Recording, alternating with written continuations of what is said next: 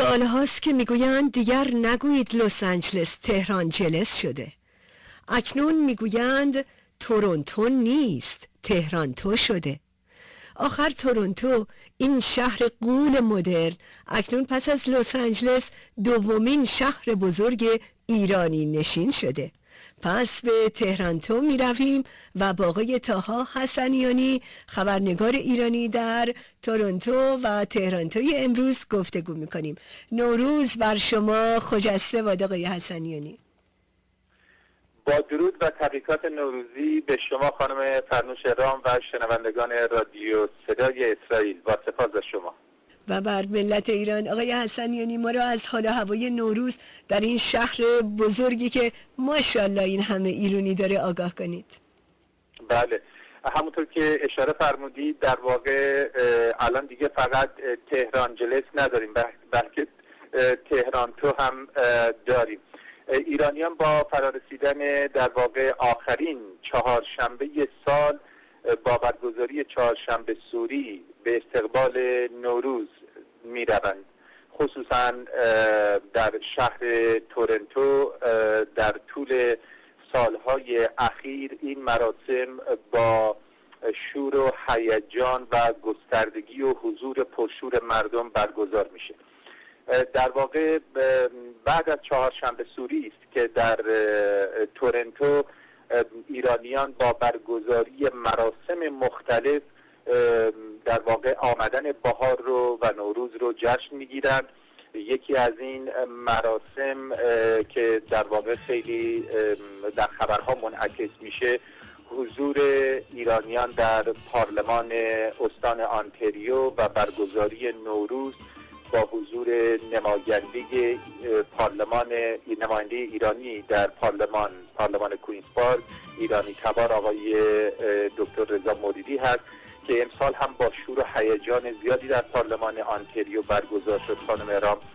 و همچنین مراسم مختلف دیگه‌ای مثل بازارهای نوروزی که در گوشه‌های مختلف شهر بزرگ تورنتو این در واقع بازار نوروزی برگزار میشه که هزاران نفر از این بازار نوروزی در واقع دیدن میکنن، خرید میکنن، خریدای نوروزیشون رو انجام میدن. در واقع هم میشه به برگزاری مراسم نوروزی از سوی سازمان‌ها و نهادهای مختلف ایرانی در شهر تورنتو اشاره کرد که بسیار زیاد هستند، از جمله مثل نهادهای کامیونیتی مثل انجمن ایرانیان، نمیدونم سازمان و نهادهای مختلف دیگه‌ای مثل سازمان زنان ایرانی آنتریو و همچنین اقوام و ملیت‌های مختلف ایرانی نیز با برگزاری مراسم مختلف از جمله برنامه موسیقی و به هر روی برنامه‌های شاد کوشش میکنن که در واقع حضور داشته باشند در جامعه چند ملیتی کانادا و فرهنگ و در واقع مراسم خصوصا نوروزی خودشون رو، فرهنگ ایرانیشون رو به جامعه میزبان معرفی بکنن. آقای حسنیانی، امسال ما یه داماد ایرانی به جمعمون اضافه شد. از اون داماد، شاه داماد حرف بزنید. پیتر مکی، وزیر دفاع کانادا. بله. آقای پیتر مکی نشست پای سفره 7 سین. بله، آقای پیتر مکی وزیر دفاع کانادا که با دختر شایسته ایرانی و زیبارو بله، ایشون دختر شایسته ایرانی در سال 2003 کانادا که برگزیده شدن ازدواج کردن مدتی پیش. لیدی نازنین افشین جمع. بله، خانم افشین جمع.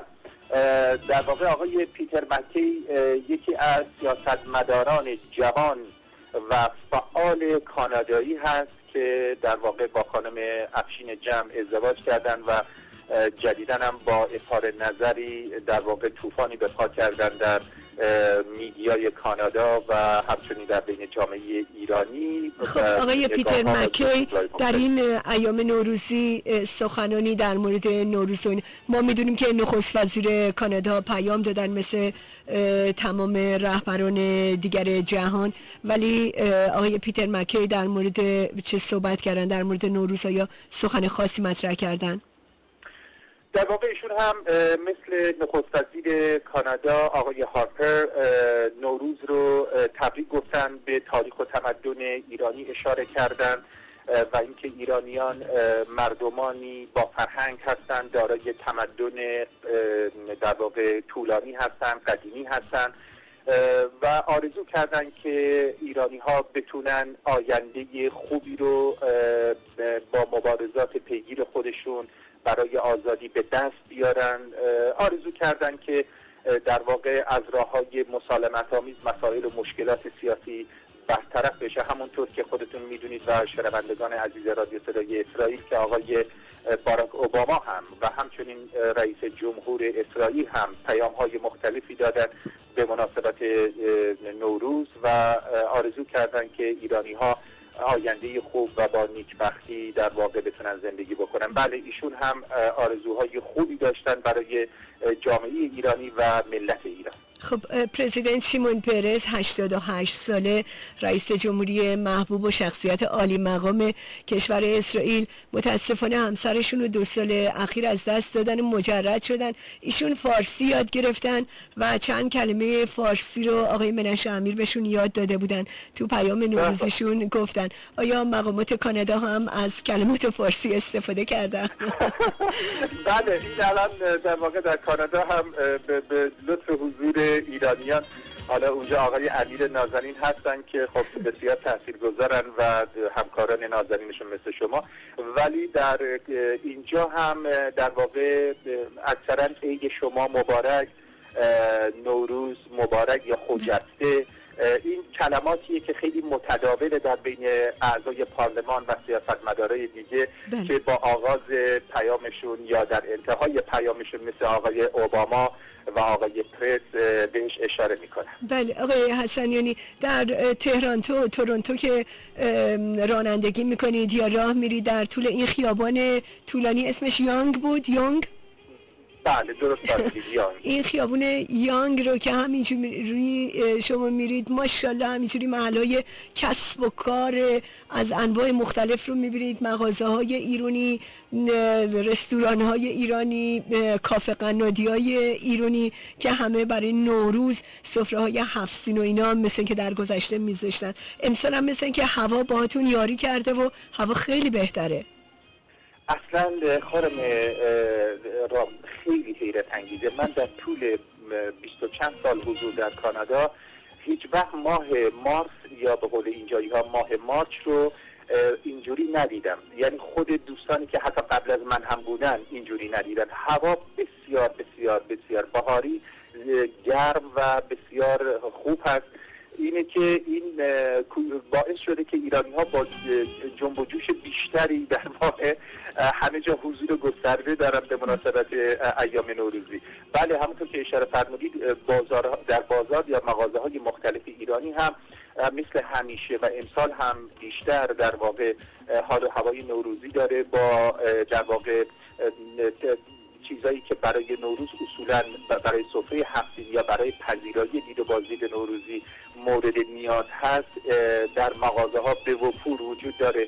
ماهی کوچولوی قرمز در واقع دارن همه میفروشن، وجود داره در مغازه ها که میرید. آقای حسنیانی، یکی از چیزایی که بله شما از گروه های مختلف ایرانی که در کانادا صحبت کردین، یکی از چیزایی که جالب بود انقدر ماشاءالله تعدادتون در کانادا زیاد شده که حتی دیدم رستوران های بسیاری فقط تنها خوراکای آذربایجانی رو سرو میکنن، برخی ها خوراکای کردی رو. خود شما کرد هستین نه؟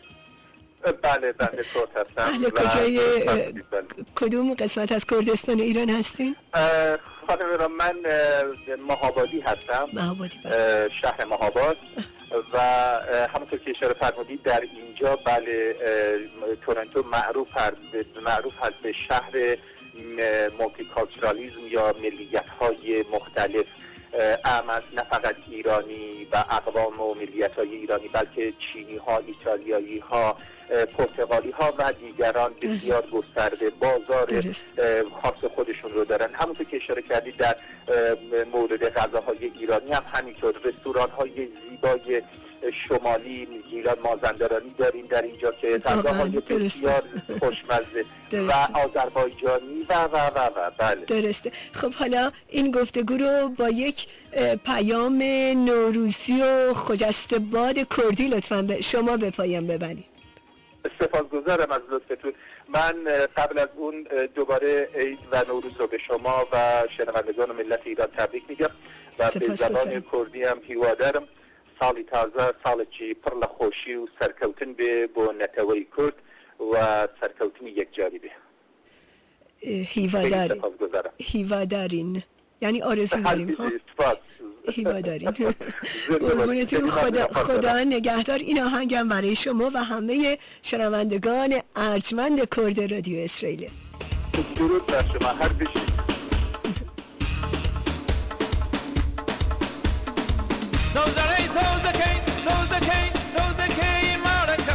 هر گیان و گیانەکەم ئەری ناخۆش نەکەفی سەوزەڵێ